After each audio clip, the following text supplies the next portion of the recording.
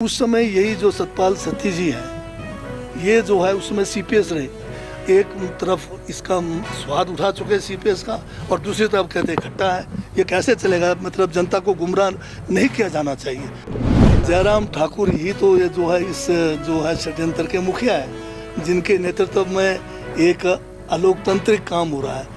ये संविधान को नहीं मानते, जनादेश को नहीं मानते, ये सिर्फ कुर्सी को मानते हैं। मतलब एक चीज़ आपसे मैं ये कहना चाहता हूँ, जनता को भी पता लगना चाहिए आपके माध्यम से। जब जयराम जी की जो सरकार थी, धूमल साहब 8 से लेकर 12 में मुख्यमंत्री रहे, उस समय यही जो सतपाल सत्ती जी हैं, ये जो है उसमें सीपीएस रहे। यही कानून के तहत रहे ये लोग सीपीएस। और अभी सतपाल सत्ती जो है, इन्होंने ही याचिका दायर की है कि भाई सीपीएस नहीं होने चाहिए।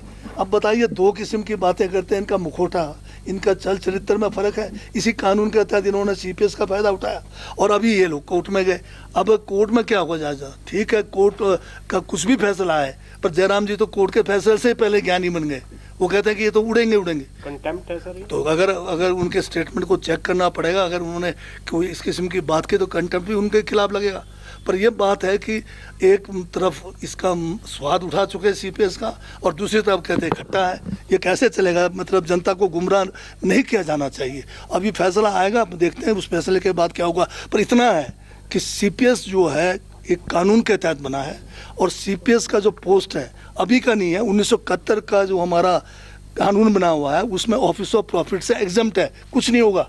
हम लोग भी सीपीएस बने थे, यही हमारे खिलाफ इन्होंने केस किया था। उस टाइम रवि ने, हमारे उस टाइम माननीय रवि थे, उस टाइम हम 10 सीपीएस थे। हमें जो है हाई कोर्ट ने कहा कि पोस्ट नहीं बना हुआ है, तो इसलिए हमें निकाला गया। फिर उन्होंने एक केस किया गवर्नर साहब का, डिस्क्वालीफाई करो ऑफिस ऑफ प्रॉफिट में। इलेक्शन कमिश्नर ने कहा कि हम एग्जम्प्टेड है ऑफिस ऑफ प्रॉफिट से, हमारा कोई कुछ नहीं हुआ।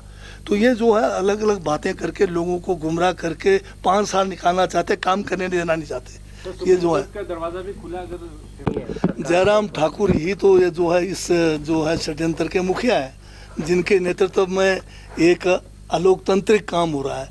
ये संविधान को नहीं मानते, जनादेश को नहीं मानते, ये सिर्फ कुर्सी को मानते हैं। तो ये तो अब करते रहेंगे, क्योंकि धन की कमी नहीं है।